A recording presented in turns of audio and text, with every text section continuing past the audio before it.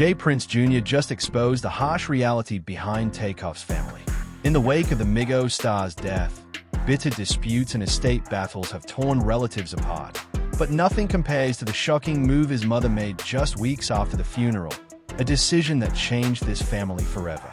On November 1st, 2022, less than a month after the release of Quo and Takeoff's first album as a duo, Takeoff was shot and killed while with Quo and others at the 810 Billiards and Bowling in Houston, Texas. That sentence sits there and barely does justice to the weight of what it actually means. A 28-year-old man, one-third of one of the most influential rap groups in history, was gone just like that. One night, one party, one bullet. The incident took place at 810 Billiards and Bowling, Houston. At approximately 2:40 a.m. Takeoff was there with his Migos bandmate Quo as they were in Houston celebrating the birthday of Jazz Prince, son of legendary rapper Lot Records owner J. Prince. That detail matters. The event that pulled Takeoff to Houston that night wasn't random. It was a celebration for the Prince family, and that family would become the center of a storm that still hasn't fully died down. There was an argument outside the bowling alley, which led to the shooting, Houston Police Chief Troy Finner said at the time. Another man, Cameron Joshua, was arrested and charged with unlawful carrying of a weapon in relation to the shooting. Police described Takeoff as an innocent bystander to the argument that preceded the shooting. Innocent bystander, a man who went to a party who wasn't part of whatever argument kicked everything off. Caught in the crossfire of someone else's rage. That's the part that makes it so hard to sit with. Two other people, Joshua Washington, a business associate of Quavo, and a 23-year-old woman suffered non-life-threatening injuries during the shooting. Takeoff wasn't as fortunate. He died at the scene. The rap world woke up to the news the way it always does, in disbelief, in grief, in that horrible spiral of refreshing pages, hoping the headline changes. Within hours, a video started circulating. The footage showed J. Prince Jr. walking past Takeoff's body. In the moments after the shooting, just walking by, seemingly unmoved, while the scene erupted around him, the internet did what the internet does. It ran with it. It spun it into something monstrous. Here was a man, they said, who didn't flinch at a dead body, who stepped around a dying Takeoff without breaking stride, who left his friend on the floor of a bowling alley and kept moving. The rapper Lot Records founder J. Prince became a guest on Chris Gotti, giving them the business podcast where he addressed the controversy as his son Prince Jr. had been at the center of controversy and conspiracy theories since the dreadful November 1st shooting. J. Prince didn't wait long. He wasn't going to let those 3 seconds of footage define his family. He came out swinging calmly with precision but hard. J. Prince pointed out the clip. The internet witness was only a few seconds throughout the entire day. Prince Jr. and their cousin Mike had spent with Takeoff. He also said Prince Jr. was frazzled from having to go to a bathroom to wash Takeoff's blood off his hands. And that's the part that flips the script on the whole narrative. Not walking away from a dying man, walking to clean off the blood of a dying man that had gotten onto his hands when he tried to help him. Mike was following Jr. so he could go to the restroom to wash the blood off his hands. Jr. said he was not present when the shooting took place. He was inside paying the bill when the shots rang out. He added that he heard the shots as he approached the door and also heard bullets come through the glass. So he got out of the way because he was almost at the door. So, Jr. wasn't even outside when Takeoff was shot. He heard the gunfire from inside. He was paying a bill. The most mundane, ordinary thing a person does at the end of a night out. The story the internet told was clean and damning. The reality, according to the Prince family, was chaos, a scene of blood and screaming and confusion, where a man walked back through a parking lot with Takeoff's blood, literally on his hands to clean himself up. The problem with viral moments is that they are frozen. 3 seconds, a clip, a caption, the 30 minutes of horror before and after it that doesn't go viral. That doesn't fit in a tweet. Jr. said, "If you go back and look at the video, Mike is walking right behind me. They took 3 seconds of a situation where I was caught on video and turned it into what they wanted it to be in all actuality. We had been there a while, and then he went further. He addressed the people who weren't there at all. The people who in his view had much less right to speak on what happened that night than they were claiming." J. Prince Jr. addressed how Offset wasn't there the night that Takeoff died. That in reality, the truth of the matter is you wasn't really right there with Takeoff when he was alive. So, for you to be taking these positions that you taking, you know what I mean? I got people everywhere. So, I hear all kinds of things. Never put me in no position where I have to defend myself. That wouldn't be healthy for you. That last line landed differently to everyone who heard it. There's something about the way it was delivered. Quiet, direct, no performance that made it feel less like a threat and more like a fact being read aloud. Offset took to his Instagram stories to clap back at J. Prince Jr.'s comments, saying heatedly that y'all are speaking on my real brother. I don't know what the hell y'all got going on. Y'all are talking about my real brother. And here's where the thing splits open, because Offset calling Takeoff his real brother, that word real, was doing a lot of work. It was a claim of closeness, of loyalty, of grief that couldn't be argued with. You don't get to tell a man his brother wasn't his brother. Offset also accused J. Prince Jr. of playing internet games in interviews while no one actually close to Takeoff was talking about it. The argument was essentially, you were there, we weren't, and now you're using that proximity to make yourself look better. That's how Offset framed it. J. Prince Jr. framed it the opposite way. That the people making the most noise about Takeoff were the people who were furthest from him when it mattered. And right there in that back and forth, you start to see the shape of something larger. The question of who loved Takeoff, who was actually there, who gets to speak for him, who gets to claim him. That question didn't start with J. Prince Jr. and Offset. It started much earlier, and it would eventually end up in a courtroom with his parents on opposite sides of a table arguing over his money, his estate, and the right to say they were there for him. J. Prince issued a statement 2 days after Takeoff died in which he offered his condolences, spoke to his lengthy relationship with all 3 members of the Migos, and addressed how widely footage from the scene of the shooting had been spread around. The Rapid Records founder also used the opportunity to distance himself from those responsible for the killing. The statement was careful, measured, the kind of thing a man writes when he knows every word will be picked apart. But the public wasn't in a careful mood. They wanted answers. They wanted someone to blame. And for weeks, the Prince family was the easiest target. They were there. They were connected to the Houston scene that the party was embedded in. And that 3-second clip kept looping across every platform. J. Prince did not attend Takeoff's funeral, but he created a memorial consisting of hundreds of roses outside of 810 billiards and bowling. Make of that what you will. Whether it was respect or distance, it was a choice. And in a story filled with choices, who was present, who wasn't, who showed up, every single one of them ended up meaning something. A video allegedly captures Patrick Xavier Clark pointing and then firing a gun at several people. Takeoff and 2 others were hit by bullets. Although the video does not show the actual shooting, investigators disclosed that they found Clark's fingerprints on a wine bottle that was left at the scene. The investigation moved, and it moved fast. The authorities had surveillance footage. They had fingerprints. They had witnesses. The picture was becoming clearer. Even as the conspiracy theories got louder, Patrick Xavier Clark was indicted on a murder charge in the fatal shooting of Migos rapper Takeoff in downtown Houston. According to court records, a grand jury in Harris County, Texas, indicted him on a murder charge. In connection with the shooting death, the wheels of the legal system started turning slowly, as they always do, but they turned. Clark hired attorneys, fired them, hired new ones. The case dragged through 2023, 2024, and into 2025 and 2026. And all the while, a separate legal fight was brewing. Not about who pulled the trigger, about something arguably more painful, about who Takeoff's people really were, who had the right to claim what was his, and what the silence of an absent father meant.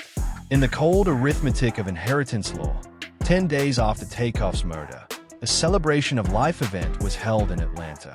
During a concert in Finland, rapper 50 Cent held a moment of silence. For the late artist, the Atlanta Falcons football team also paid homage during a game. The grief was enormous. It reached everywhere. Takeoff wasn't just beloved by the people who knew him personally.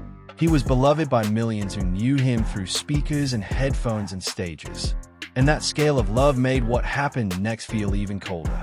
Because while the world mourned, the people closest to him in biology, if not in practice, were already positioning themselves, already calculating, already drawing lines around what he left behind. The settlement money from the wrongful death suit, the estate, the catalog, the name, all of it suddenly up for grabs. And not everyone who came to claim it had shown up when it actually mattered. Quo arrived at a community intervention conference hand in hand with his sister Tatina Davenport. Takeoff's mother Quo and his family also founded the Rocket Foundation in honor of Takeoff and contributed $2 million to community violence intervention. That image, Quavo and Titania side by side channeling their grief into something, is one of the more moving parts of this whole story because it shows what love looks like when it's put into action. It also throws into sharp relief what the absence of love looks like when it arrives 3 years late with a lawyer. On February 5, 2023, Quavo performed Without You in tribute to Takeoff during the In Memoriam segment of the 65th Annual Grammy Awards. If you watched that performance, you already know there's nothing performative to say about it. A man stood on a stage and sang to a nephew he couldn't get back. The whole industry sat there watching. Some people cried. Most people who knew what Migos actually meant to a generation of listeners cried. And then after the performances and the tributes and the flowers and the foundations, the legal machine ground forward slowly, relentlessly. The murder case sat in courts. The estate sat in probate, and then in June 2026, nearly 4 years after Takeoff was shot dead on a bowling alley floor, his parents went to war with each other. Takeoff's parents are fighting over how and where to divvy up settlement money from a wrongful death suit over the late Migos member's murder. TMZ obtained legal docs, revealing the bitter back and forth between Takeoff's mom, Titania Davenport, and his dad, Kenneth Ball. The war involves settlement money from a wrongful death lawsuit brought by Takeoff's mom in Texas. The man who was barely present, that's the phrase Titania used, in legal filings on the record, now wanted half, and the courts were going to have to decide what that meant. The settlement resolved the lawsuit Davenport filed against 810 Billiards in Bowling, the Houston venue where Takeoff was shot and killed in November 2022. So, she filed it. She did the legal work. She hired the attorneys. She went to Houston and stood in that police station in the hours after her son's death. She built the case. And now the man who wasn't there, not at the bowling alley, not during the career, not during the childhood, wanted to split what she'd won. This is the cold reality that J. Prince Jr. stepped up to expose. Not just what happened at 810 Billiards that night, but the pattern that existed long before then. The people who showed you have to go to Lawrenceville, Georgia, to a kid who was raised without a father and turned the family he did have into one of the greatest rap groups the world has ever seen. Kersnick Harry Ball was born on June 18, 1994 in Lawrenceville, Georgia, a suburb of Atlanta. He grew up in Lawrenceville and was raised by his mother, Titania Davenport, along with his uncle and future rap partner, Quo. That word raised is worth sitting with. He wasn't just knee by his uncle. He was raised by his mother alongside Quavo. The family unit wasn't the conventional one, but it was real. It was functional. It was full of love. Takeoff never knew his father, who walked out when he was just a kid. His earliest memories are of his uncle Quavo and his cousin Offset before the rapping trio were making records together. They were a family, with the three members growing up under one roof in Lawrenceville, Georgia. That's the foundation, not a record deal, not a hit single, a shared roof in Gwinnett County. Three kids who became brothers before they became rappers. From Takeoff's own interviews, we knew that he grew up with his mother's side of the family and wasn't close with his dad. For many years, fans didn't even know the name of Takeoff's biological father. That's a significant thing to sit with.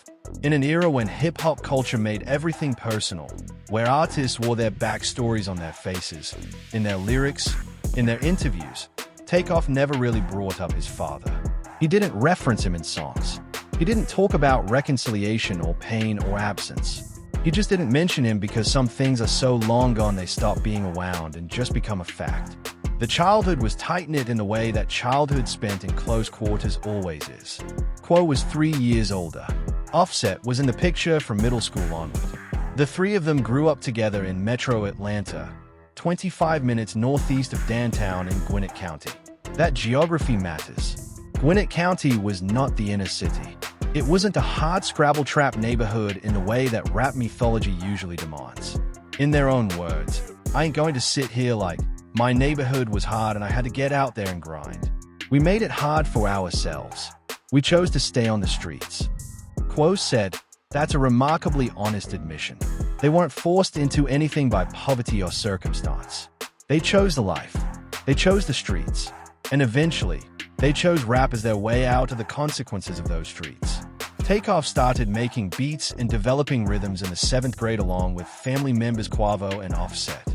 He began rapping in 2008. 7th grade, he was 12, 13 years old, tinkering with beats in a bedroom while his father was somewhere else entirely. The music wasn't an escape from a broken home. It was a creation built in the home he actually had, surrounded by the people who actually showed up. Migos initially performed under the stage name Polo Club, but eventually changed their name to Migos. The name came from 3 amigos, 3 friends, 3 family members, 1 unit. The name Migos is a take on 3 amigos as the 3 members grew up together. There's something almost too on the nose about that. A group built on family named after friendship launched from the same bedroom floors they'd slept on as kids. Quavo attended Berkmar High School and dropped out months before his high school graduation. Dedicating himself to the success of Migos, the rap group formed with childhood friend Offset and nephew Takeoff. Dropping out was a bet, a gamble. And for most people who make that bet, it doesn't pay off. For these 3, it paid off in ways that are almost incomprehensible. When you trace the line from a Gwynn County bedroom to the Billboard Hot 100 and through all of it, all the early years of grinding and recording and hustling and developing that style that would eventually be called the triplet flow, the man who contributed his DNA to Takeoff's existence was nowhere. Kenneth Ball not there for the mixtapes, not there for the late nights in the studio, not there for any of it. And for a long time, that was fine. The family Takeoff had was the family that showed up. The family that pressed on through every door that slammed in their faces. The group released their first full-length project, a mixtape titled Jug Season, on August 25, 2011. They followed with the mixtape No Label on June 1, 2012. These were the grind years, the pre-fame years that nobody talks about because there's no glory in them. Just work, repetition, getting better at something that nobody outside your immediate circle cares about yet. Takeoff was 17 when Jug Season dropped. He was still a teenager living with his mother, recording music, betting his future on a dream that most people would have told him to abandon. The breakthrough came not with a debut album or major label deal or a cosign from a superstar. It came with a song, one track that cut through everything and announced Migos to a world that hadn't been looking for them. Migos initially rose to prominence after the release of their single Versace in 2013. The song was remixed by Canadian rapper Drake and peaked at number 99 on the Billboard Hot 199.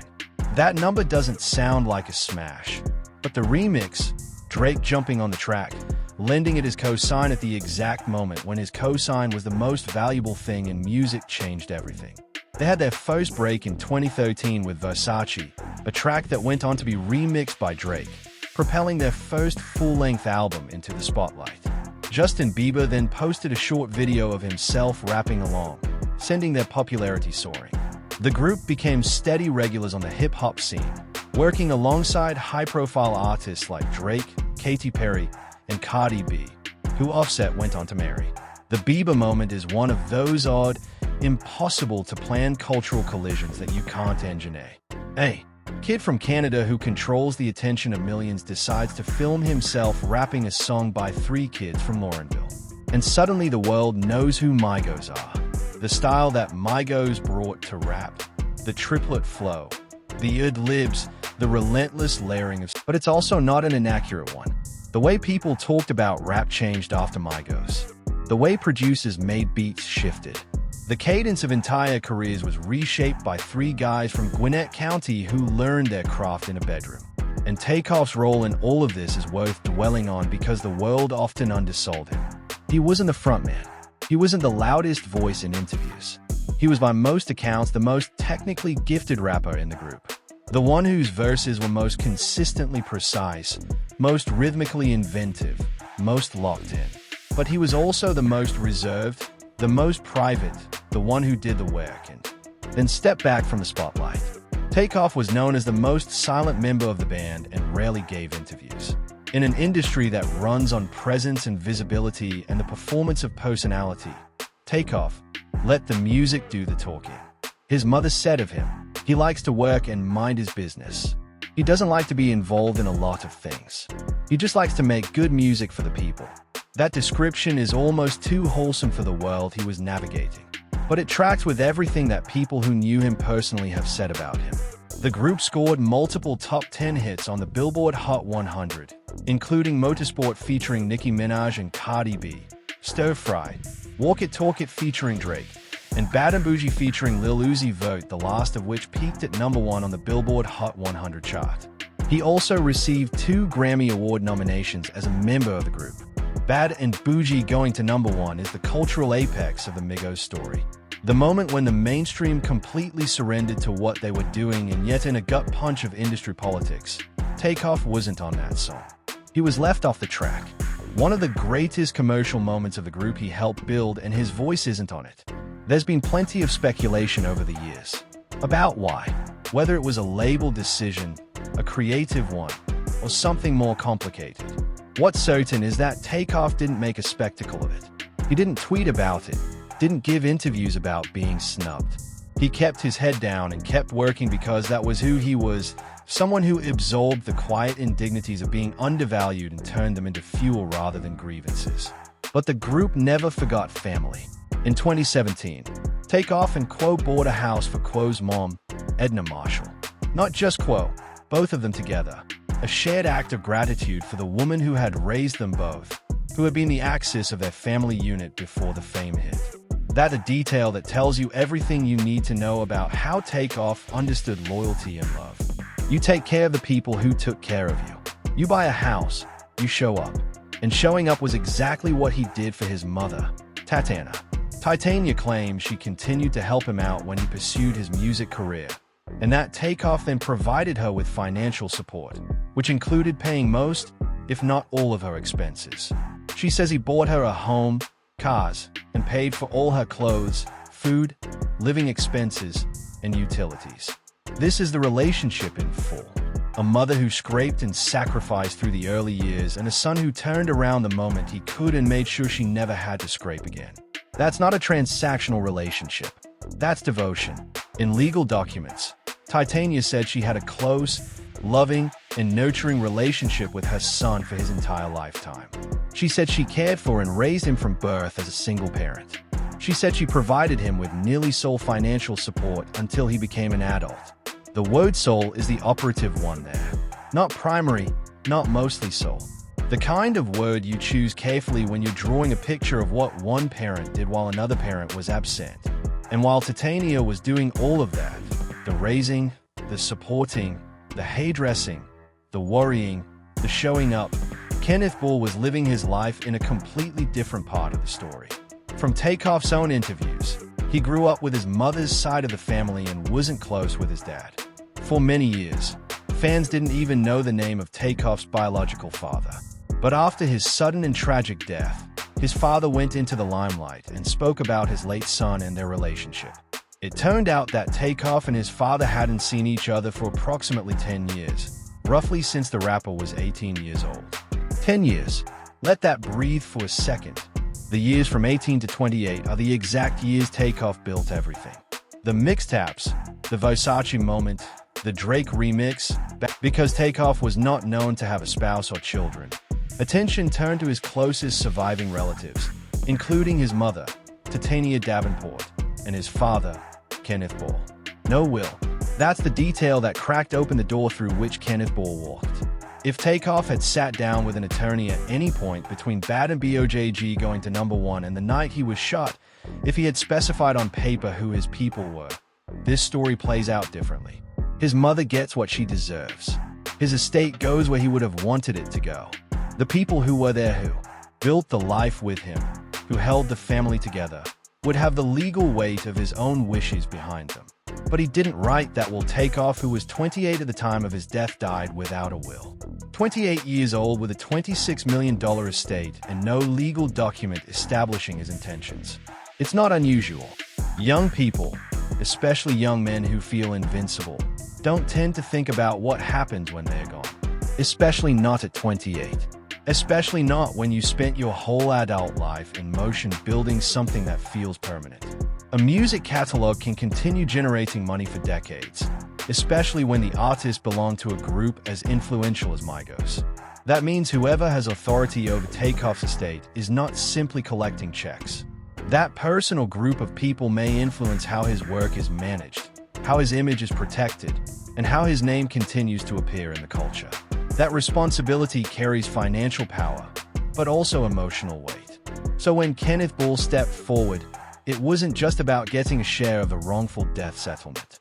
It was about getting a foot in the door of an estate with the potential to generate money for decades. His music, his likeness, his name, all of it potentially under the influence of a man who hadn't been in his life since he was a teenager. That's the thing that makes this ugly in a way that pure greed can't fully explain. Takeoff, whose real name is Kersnik Kari Tikoin Bull, had an estimated net worth of $26 million. The rapper did not file a will to specify who he envisioned getting what. According to Georgia's law, if a deceased person leaves an inheritance without a will, it is his next of kin who inherits it. This provision therefore gives the right to his father and mother to position themselves as first beneficiaries. The law doesn't care about presence or love or who showed up. The law looks at biology and proximity in the family tree. And by the cold math of intestate law, Kenneth Bull is just as eligible as Titania Davenport. For his part, Takeoff's dad says even if he was mostly absent from his son's life, he's still entitled to half of the settlement money and thinks Texas is the most appropriate court to figure out how to divvy it up. Titania is arguing that Georgia, where the probate case was filed, is the better venue to handle this now. That the wrongful death case in Texas is effectively over with the parties reaching a deal. The judge has yet to rule, even if he was mostly absent. That's Kenneth Bull's own framing. Not a denial, not a reframing, an acknowledgement that the absence was real, wrapped in a legal argument that it doesn't matter. And maybe by the strict letter of the law, it doesn't. But by the letter of what Takeoff's own life tells us, where he spent his time, who he cared for, who he bought houses for, who he included, it matters enormously. The jurisdiction battle is its own piece of legal theater. Texas versus Georgia, the state where he was killed versus the state where his estate is being administered. Each venue has different rules, different precedents, different tendencies, and whoever wins the venue argument wins significant leverage in the substance of the dispute. This is what grief looks like when it curdles into a fight over money, judges, jurisdictions, filings, motions, and two parents who can't even agree on which courtroom to stand in. But before we get to those courtrooms, there's one more chapter in the story of Migos that's essential to understand, because the split within the group, the tensions that preceded Takeoff's death, the question of who was loyal to whom, all of that shapes the context of what Drince Jr. exposed when he started talking. The Migos story didn't end cleanly. It ended in fragments. And those fragments are crucial. In 2022, the group was rumored to have broken up after Quavo's ex-girlfriend Ceedee had reportedly slept with Offset. Quavo alluded to the rift in the song Messy, and in an interview where he insinuated Offset's lack of loyalty. In October 2022, Quavo and Takeoff subsequently released an album without Offset titled Only Built for Infinity Links. So, the last chapter of Migos was already being written before Takeoff was shot. The trio had fractured. Offset was on the outside. Quavo and Takeoff, uncle and nephew, the original family unit, had pulled together and released music as a duo. The album came out less than a month before Takeoff died. He never got to see what that new chapter would look like. It was taken from him before it could become anything. J. Prince Jr. had been running in Houston circles for years before the night of November 1st, 2022 changed everything. He was known, connected, and embedded in the culture of his father's world. That world built by James Prince, the founder of Rap 8 Records, the man who had been described by those in the industry as one of the most formidable presences in the music business and the streets of Houston for 3 decades. The two H-Town entrepreneurs, J. Prince Jr. and his brother Mike, are the sons of Rapid Records founder J. Prince. The man, born James Smith, is a hip-hop pioneer turned author who has been described by many as a fearsome presence in the music industry and the streets of his city. The Prince name in Houston doesn't just carry weight, it carries history. Rap-A-Lot Records shaped Southern hip-hop in a way that most people outside of Texas don't fully appreciate. This is the family that helped build a genre. That context doesn't excuse anything or explain away anything, but it does tell you why the family's involvement in Takeoff's last night was a story that people latched onto with such force. J. Prince and his sons brought alleged documents that tied statements made by those at the scene about the family. Jas Prince, another son who is not present, is often credited with bringing Drake to Lil Wayne in 2008. The week of Takeoff's death, Jace was reportedly honored by the city of Houston with a special day, prompting 2/3 of Migos to attend from Atlanta, Georgia. That's the reason Quo and Takeoff were in Houston to begin with. Jas Prince's celebration, a city honoring a man who had genuinely changed the course of hip-hop by connecting a young Drake with Lil Wayne at the right moment. This was a legitimate event, a real celebration, and Migos came to be part of it. The night that Takeoff was shot, a party for Prince Jr. was happening at the 810 Billiards and Bowling Alley. So, it was Junior's party at a Houston venue on a night when Quavo and Takeoff were in town for his family. The web of connection and proximity was tight. And when something goes wrong inside a tight web, everyone who touched any part of it gets scrutinized. That's just how it works. Fair or not, the video of Junior walking past Takeoff's body spread faster than anything anyone could have controlled. No statement, no interview, no amount of roses outside the bowling alley was going to unsee what millions of people had already seen. In the immediate aftermath, the internet had already assembled its verdict. And the verdict was brutal.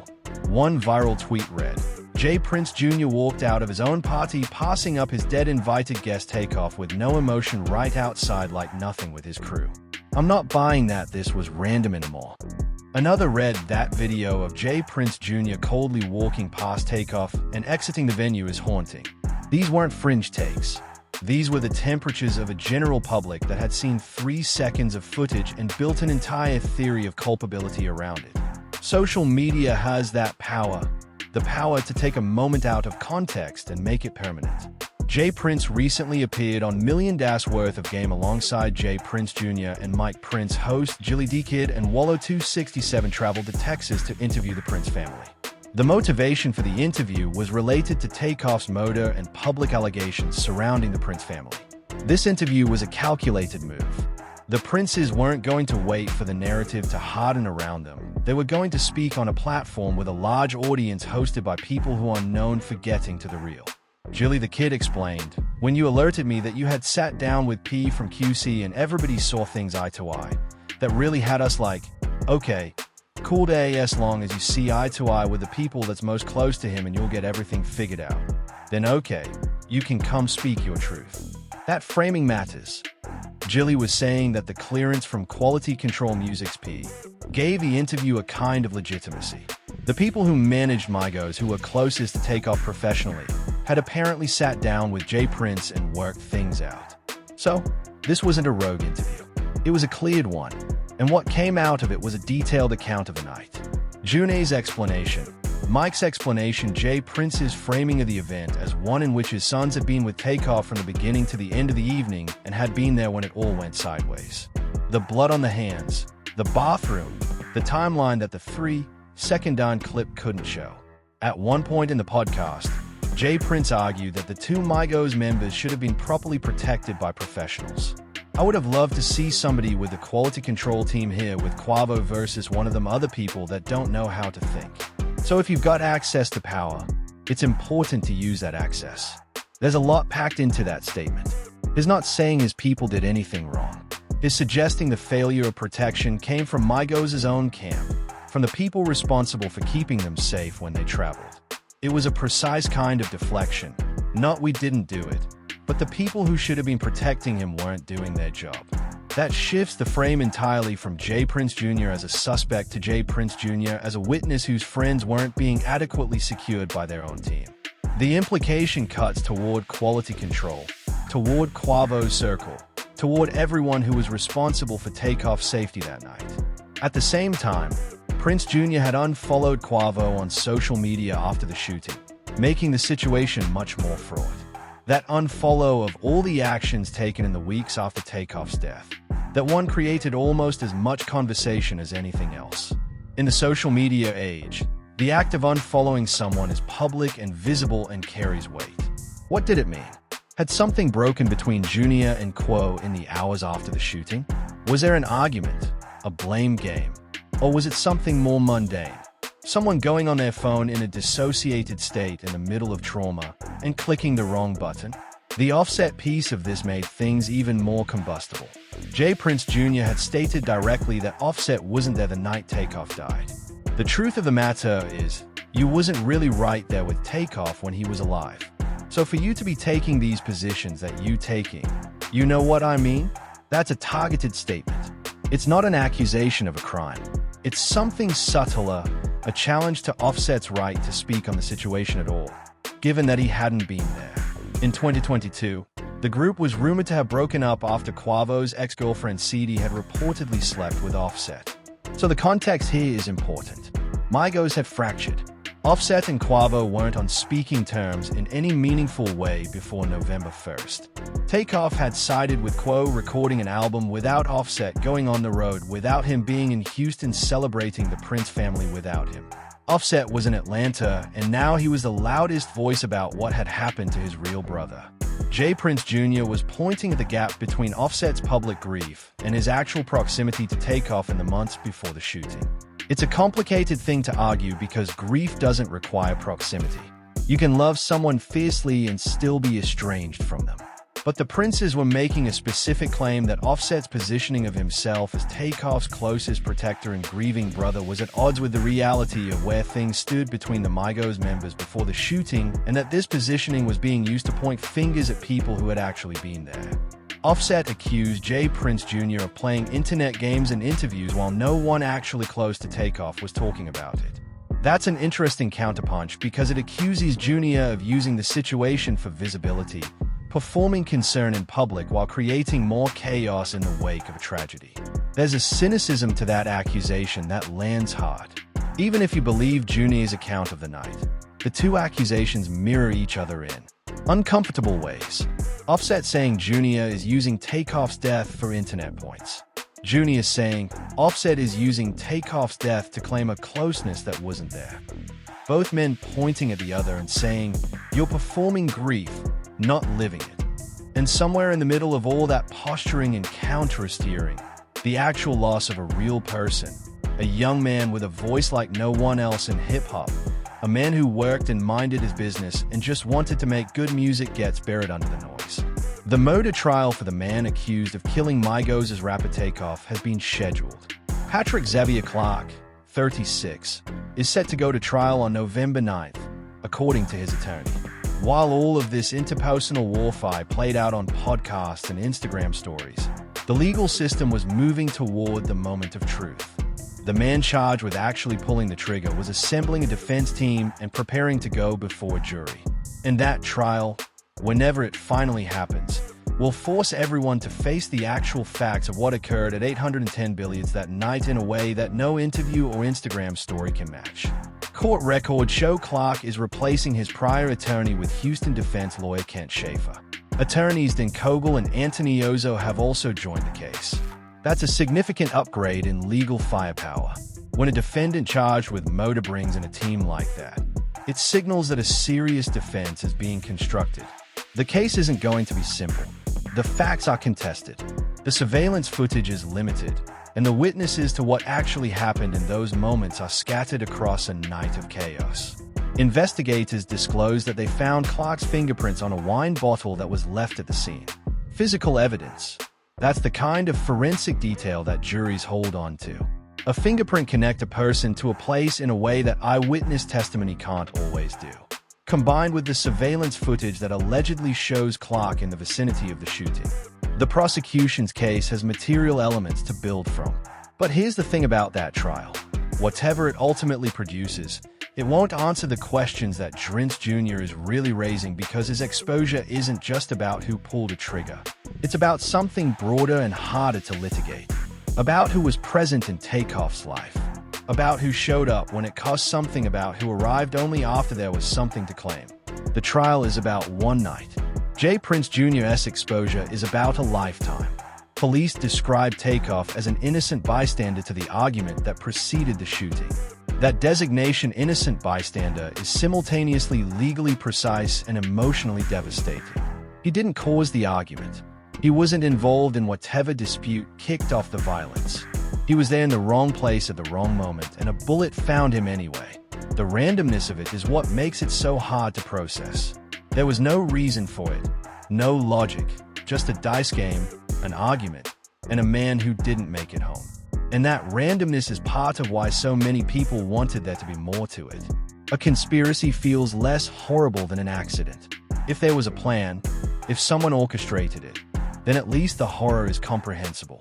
But the evidence as it stands points toward exactly the kind of senseless, unplanned violence that happens at parties with weapons and alcohol, and old grudges bubbling just below the surface.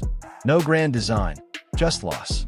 The settlement with the bowling alley, the money now at the center of the dispute between Titania and Kenneth Ball, exists precisely because someone decided the venue bore responsibility for what happened there. The settlement resolved. The lawsuit Davenport filed against 810 Billiards and Bowling, the Houston venue where Takeoff was shot and killed. The venue, not the shooter. A civil settlement with the location that hosted the party where Takeoff died. And now that money won through Titania's grief and legal persistence is being contested by the man who wasn't there for any of it. At the heart of the storm is an estimated $26 million estate, a grieving mother who says she was the parent who raised him, and a biological father who has reportedly stepped forward seeking a legal stake in the aftermath of his son's death.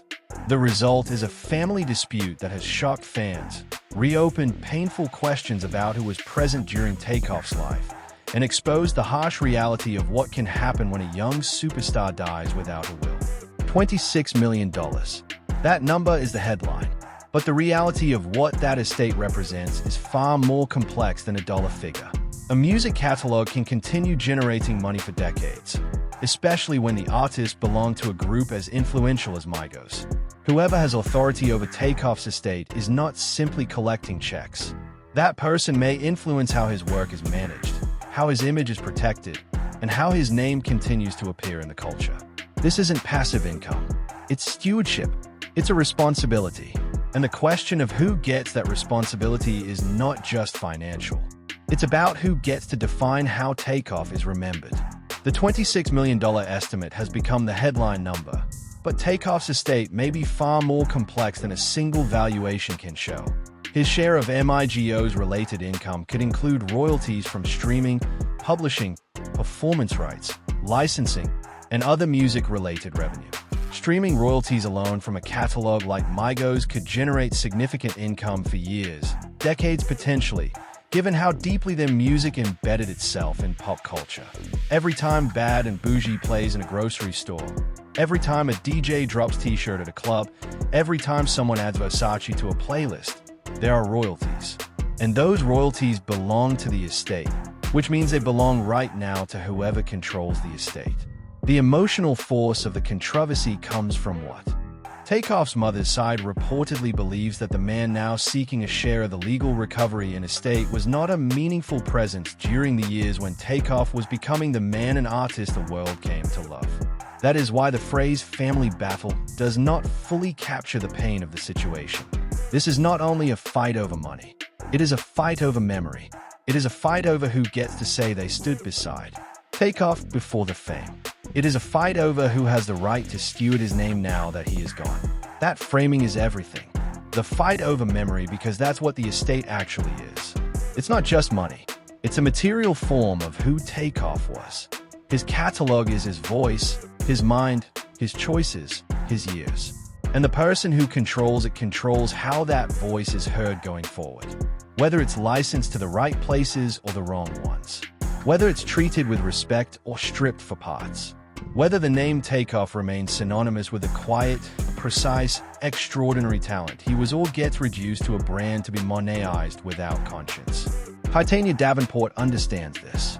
She's not just fighting for a portion of a settlement check. She's fighting for the right to protect her son's legacy in the way she protected him when he was alive, with presence, with care, with skin in the game. Davenport argued that she had a close and supportive relationship with her son throughout his life, raising him as a single parent and providing nearly all of his financial support until adulthood. She said she continued to support him as he pursued a music career and later received financial assistance from him after he achieved success.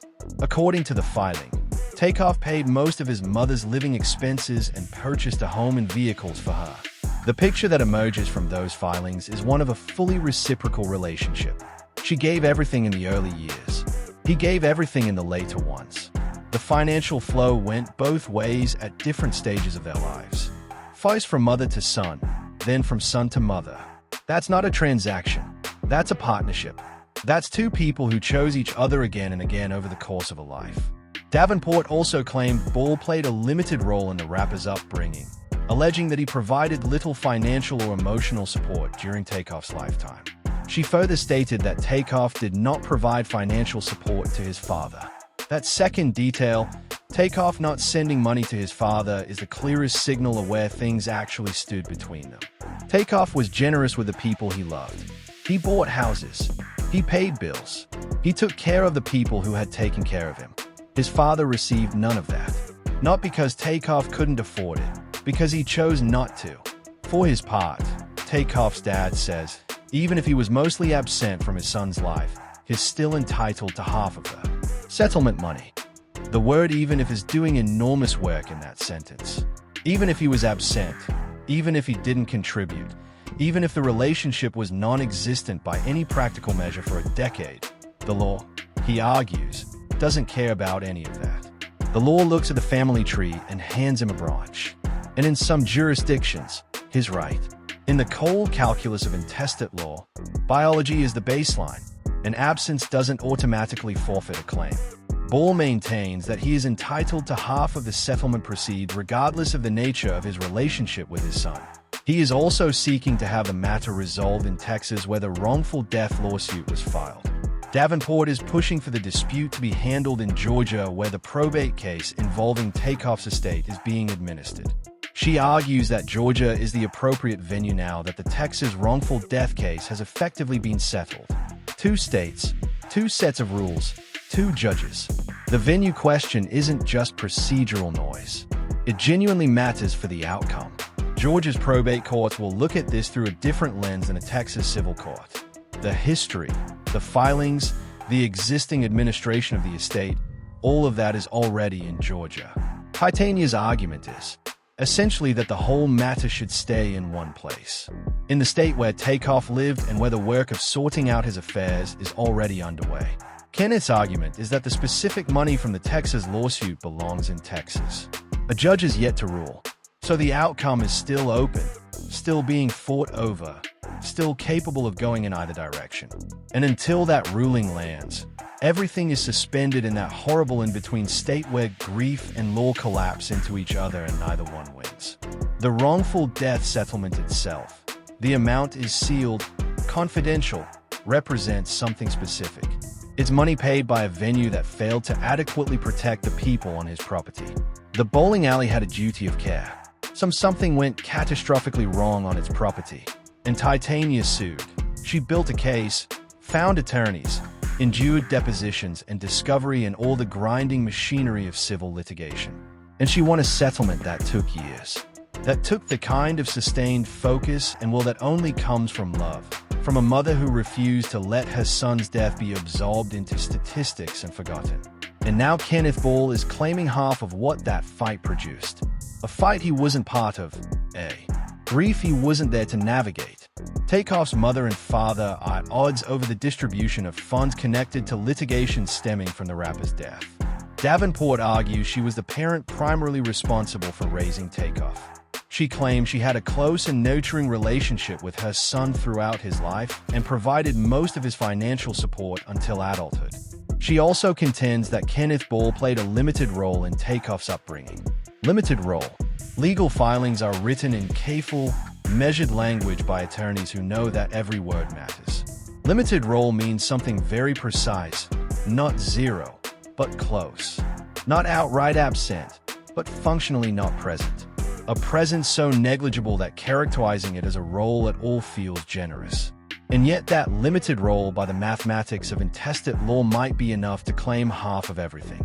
J. Prince Jr.'s exposure of all this connects the night of November 1st to the years before it and the court battles after it in a single through line, because what he was really saying in the podcast interviews and the pushback against Offset in the defense of his own family was something about presence, about who was actually in the room, not just at the bowling alley, but in life. The Prince family was in the room. They were at the party. They were with Takeoff and Quo in the hours before the shooting. Jr. had Takeoff's blood on his hands, literally physically on his hand from trying to help him after he was shot. That's presence. Painful, traumatic, involuntary presence in one of the worst moments a person can witness. And they spent months being accused of cold-heartedness because of 3 seconds of footage that didn't show any of that context. Meanwhile, the question of who was absent, who wasn't at that party, who hadn't been in Takeoff's life for a decade, who showed up in the aftermath rather than during is precisely the question that J. Prince Jr. kept returning to. Not just about Offset, not just about the music industry politics, but about the larger pattern that Takeoff's death revealed. The people who circled back once there was something to claim. After Takeoff's murder, his mother immediately came to Houston and visited the police station. Police officers promised her they would find the criminal and restore justice for her family. During Takeoff's funeral, Mrs. Davenport told attendees that one day she would come back to Takeoff. That last detail is almost unbearable. A mother at her son's funeral, promising to return to him. It's the kind of grief that doesn't perform itself. It just exists, raw and enormous, and beyond the reach of legal filings and settlement negotiations. Quo arrived at a community intervention conference hand in hand with his sister Titania Davenport, Takeoff's mother. In the months after Takeoff's death, Quavo and Titania moved together, not apart. The family that had always been the real family, the one built not on biology, but on presence and love, and shared roof space, held together even in the grief. Because that's what real families do. They don't wait until there's a settlement to show up. The man who did wait, the man who showed up once there was a dollar amount attached to the loss, is now in court arguing that his biology entitles him to half. And in a system that runs on law rather than love, he might have a legal case. But in any system that runs on something more human than that, on the idea that you own a stake in someone's life by actually being part of it, the argument falls apart completely. Takeoff, born Kernick Corey Ball, was best known as one-third of Migos, the Atlanta area rap trio that helped reshape the sound of modern hip-hop alongside Quo and Offset. He helped turn a local family movement into a global force. Their flow, their slang, their cadence, and their sound became part of the DNA of a generation. Part of the DNA of a generation. That's what Takeoff's contribution actually amounts to. The triplet flow, the way Migos stacked syllables in threes, rapid fire, rhythmic, addictive. It rewired how an entire generation of rappers thought about meter and delivery. Producers adjusted to it. Listeners developed an ear for it. It became the water that hip-hop swam in for years. And Takeoff, the quiet one, the one who minded his business and made good music. He was at the center of all of it. Songs like Versace, Bad and Bougie, T-Shirt, Stir Fry, and Walk It Talk It were not just hits. They were cultural moments. Cultural moments. The kind that you remember in terms of what was happening in your own life when you first heard them. That's the measure of music that actually matters. Not chart positions, but memory. The way a song becomes attached to a moment in your life so permanently that hearing it years later sends you straight back there. Migos made that kind of music. Takeoff helped make that kind of music, and his father was nowhere near any of it. The estate question will eventually be resolved either through the courts, through a negotiated settlement between Titania and Kenneth, or through some combination of legal rulings that assigns percentages and jurisdiction and authority. The machinery of law will grind forward, and at some point it will produce an outcome. But the question of legacy, the real legacy, not the legal one, is already being answered. Not in courtrooms, but in the way people talk about Takeoff when they talk about what hip-hop lost on November 1st, 2022. The way fans play his solo record, The Last Rocket, and sit with the specific texture of his voice. The way other rappers describe what he meant to them. The way the culture absorbed his absence and has been slightly off balance ever since without necessarily being able to name the reason. Offset described Takeoff as the glue and the real leader of Migos and said that it wouldn't be right to continue the group without him.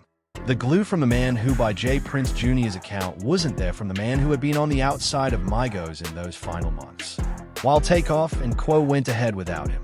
Whatever the complicated truth of those relationships was, that word glue rings true to anyone who paid attention to how Migos actually worked.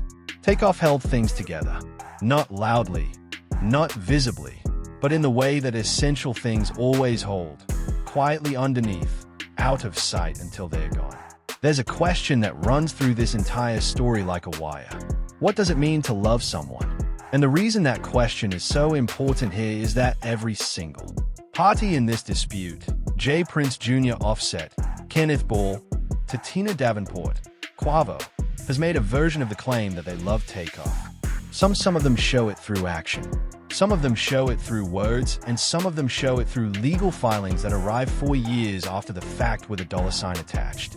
What J. Prince Jr. has exposed and what the courtroom battle between Takeoff's parents is now proving is that proximity is not the same as presence. That biology is not the same as love. That showing up in the paperwork is not the same as showing up in the room.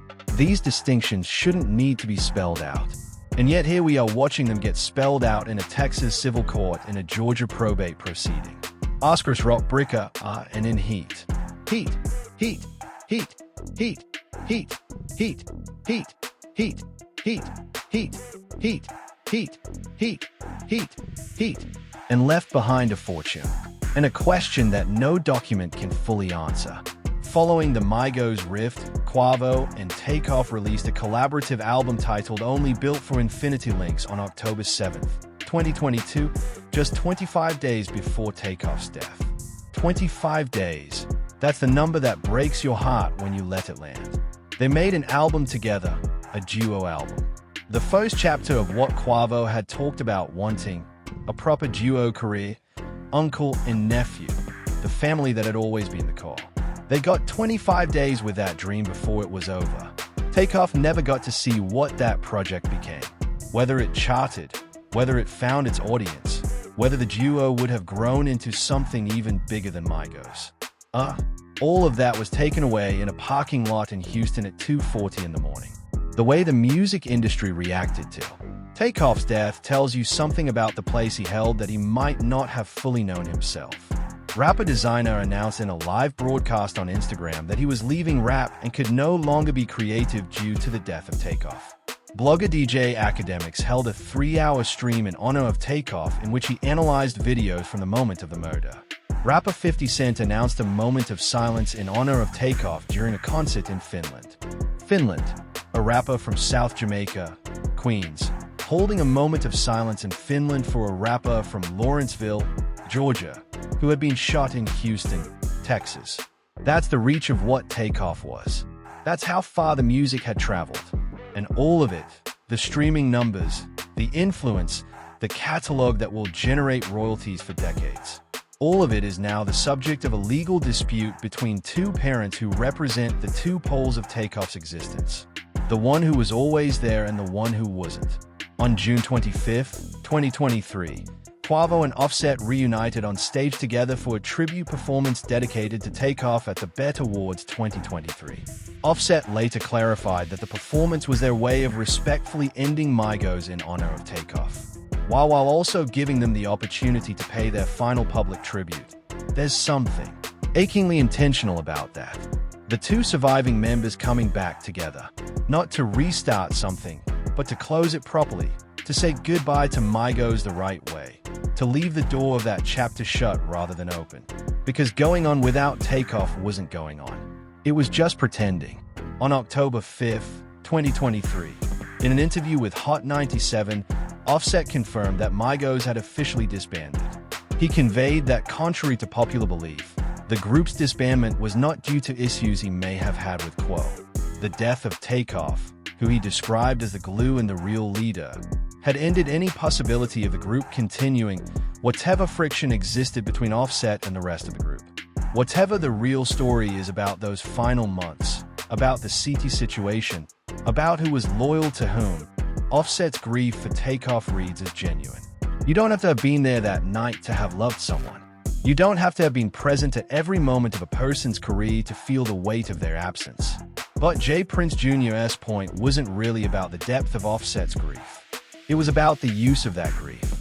The way it was weaponized in a public dispute to paint the Prince family as villains while deflecting from the questions about who was actually managing Takeoff security and well-being. In those final hours, the grief was real. The way it was deployed was strategic, and Junior wasn't going to let that strategy go unchallenged. The broader picture that emerges from all of this, from the night of the shooting, through the years of legal proceedings to the current courtroom battle between Takeoff's parents, is one of a man who was surrounded by love and simultaneously vulnerable to the ways that love curdles into claim when money is involved. The family he built, the one based on presence and loyalty, is holding together. Quo and his family founded the Rocket Foundation in honor of Takeoff and contributed $2 million to community violence intervention. They put money into action, into prevention, into making sure fewer families have to feel what they felt in the days after November 1st. The family that didn't build anything with Takeoff.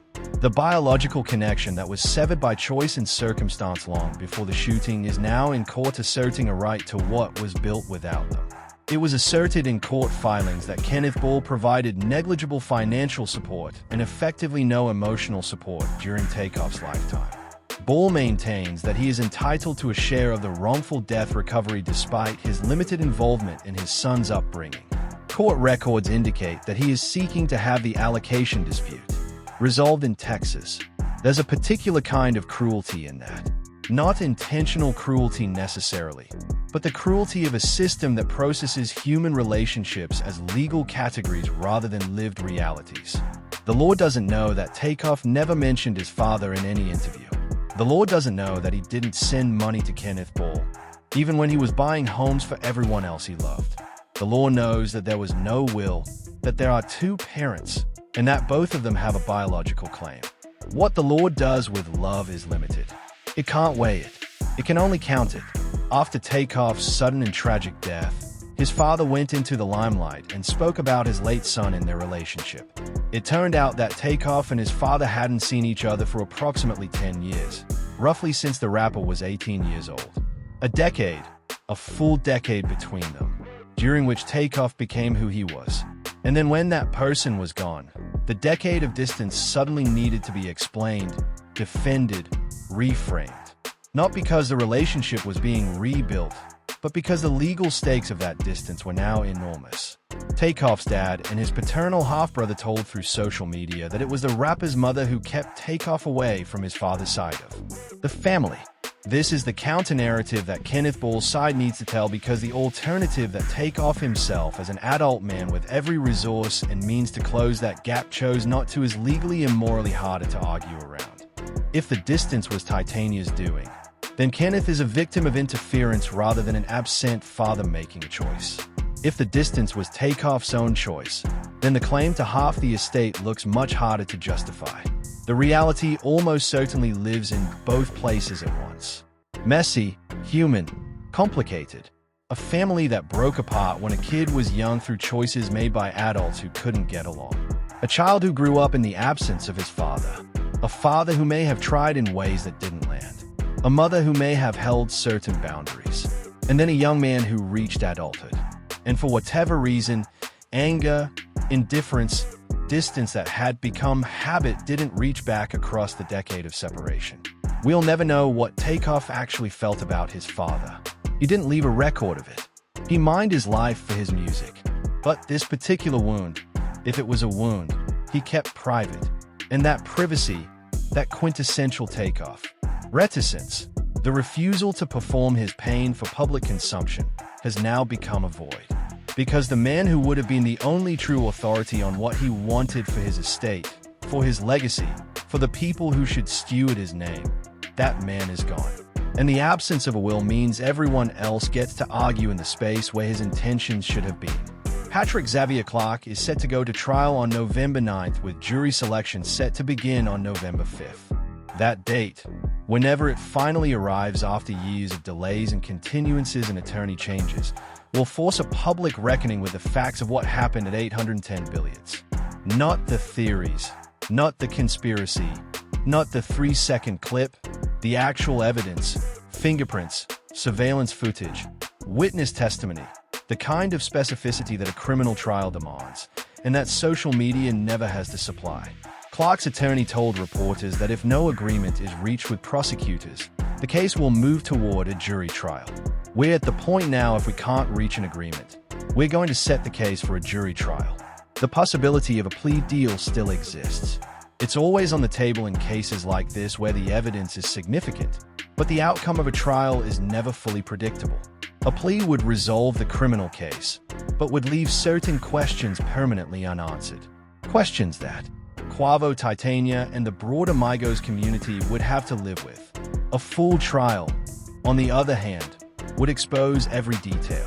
Who was where, what the footage actually shows, what the witnesses actually saw, the fingerprints, the timeline, the argument that preceded the shots.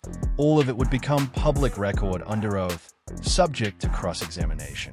For a community that has been living with fragments and theories and 3-second clips for nearly 4 years, a trial would be in a terrible, painful way the closest thing to answers they'll ever get. And even then, the answers won't be complete because the criminal case can tell you who pulled the trigger. It can't tell you what it meant. It can't tell you what would have happened if Takeoff had been protected differently, positioned differently, if the party had been in a different venue with different security. It can't tell you what his career would have become, whether the Quo duo would have grown into something that eclipsed Migos, whether he would have dropped a solo album that finally put his name in the front of the conversation rather than the second row. It can't give back the music that doesn't exist because it's gone. He received 2 Grammy Award nominations as a member of the group. 2 nominations, but no wins in a career that produced some of the most influential music of the decade. That's another quiet injustice of Takeoff's legacy, systematically underrated even in his success. Migos as a unit was Grammy-nominated, Grammy-attending, Grammy-celebrated, and somehow the wins never came.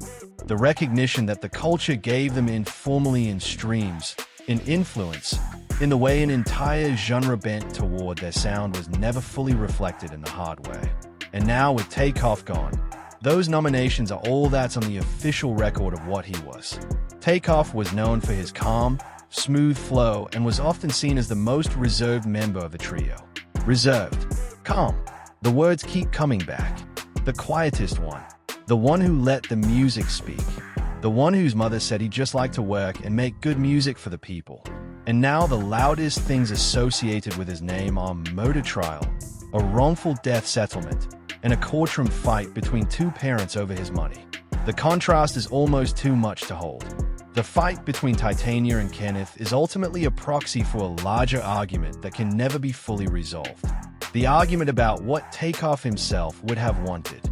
And in the absence of a will, in the absence of his own voice, everyone who claims to speak for him is speaking for themselves through the lens of their own relationship with him. Titania knows what she knows. A lifetime of presence, of sacrifice, of reciprocal love. Kenneth knows what he knows. Whatever it was that passed between them in the years they weren't speaking, Quo knows what he knows.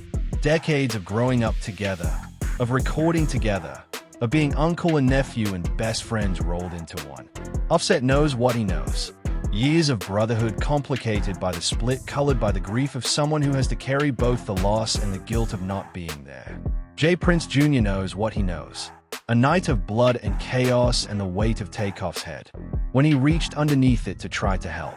What none of them can know, what none of us can know, is what was in Kirsnick Corey Ball's head in those final moments.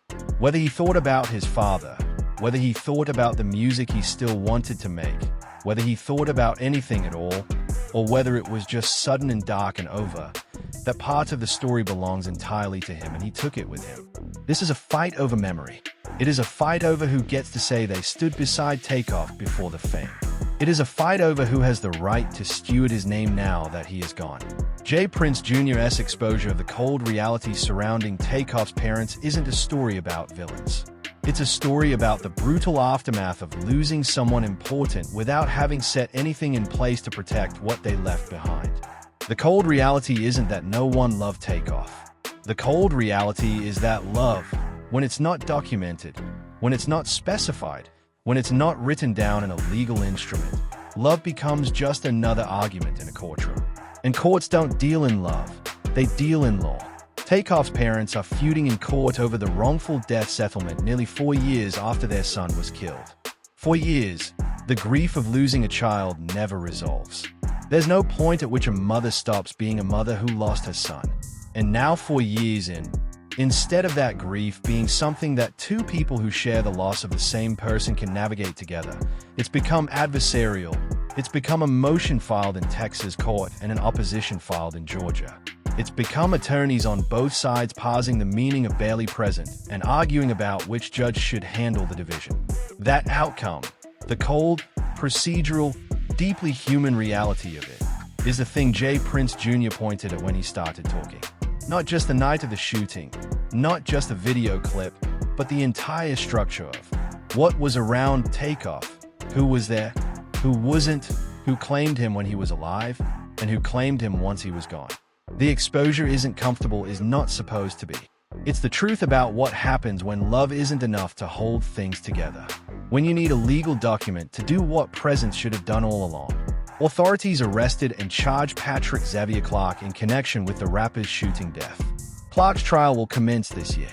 That trial, the one that will finally put the facts of November 1st under a microscope, represents the last major legal milestone in the immediate story of Takeoff's death. What comes after it, whatever verdict it produces, will be the formal accounting of what happened at 810 Billiards that night. And the community, the fans, the family, the people for whom Takeoff's music meant something will have to figure out how to hold that verdict alongside everything else they already know. The civil case, the wrongful death settlement, the distribution dispute, the Texas versus Georgia venue fight, will also reach some resolution. The judge has yet to rule. That ruling, when it comes, will decide whether Kenneth Ball gets any share of what Titania won. It will decide which court oversees the rest of the estate. It will establish in the cold language of law what Takeoff's father is entitled to from the son he barely knew, and Titania will have to live with whatever that ruling is. She went to Houston when nobody else from her family was there. She stood in a police station in the hours after her son's death. She launched a lawsuit. She built a case. She kept her son's memory alive through the Rocket Foundation, through public appearances, through the work of grieving in public. And whatever the court decides, that work, that presence, that love will always have been real. No ruling can take that away from her. No ruling can give it to Kenneth Ball. Takeoff's music will outlast all of this. The lawsuits will end. The trial will produce a verdict. The estate will eventually be settled and administered. The money will go where the law says it goes. And then the noise will fade. What will be left is the catalog, the records, the verses, the voice, the quiet precision of a rapper who was better than most people gave him credit for in real time, whose influence ran deeper than the headlines about his group's drama. Offset said that Takeoff was the glue and the real leader, and that it wouldn't be right to continue the group without him. That assessment from someone who knew him as closely as anyone is the closest thing to a final judgment on what Takeoff actually was. Not the loudest, not the most visible, but the thing that held everything together. The thing you don't notice until it's gone. The silence where the music used to be. J.A. Prince Jr. exposed the cold reality of what surrounds Takeoff's memory. Not because he wanted to be the story, but because the story wouldn't let anyone stay quiet. It was too big, too loud, too full of unanswered questions for the people who were actually in the room to stay silent while others rewrote the narrative. The 3-second clip was always a lie by omission. The 10 years of absence was always the truth. and now finally in courtrooms and probate proceedings and podcast appearances and legal filings filed in June 2026.